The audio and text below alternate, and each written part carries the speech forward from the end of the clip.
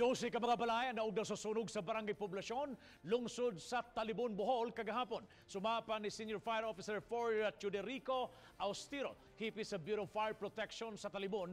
Nagsugod ang sunog pasado alas 12:30 sa udto sa sitio Pasil sa mong barangay. Kadaghanan sa mga panimay nga naugdaw duol sa dagat nga hinimo sa mga light materials, maong dali ra kayong gilamoy sa kadyo. Dunay kapin sa 200 ka mga panimay ang nagbarog sa nisgutang dapit.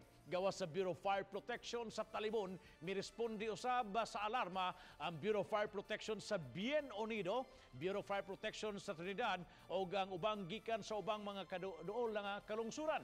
Milanat og 2 ka oras usab pa madeklarar nga fire out ang sa mga bombero. Base sa investigasyon sa mga otoridad, ang nag-overheat nga charger sa cellphone maoy hinungdan sa maong sunog.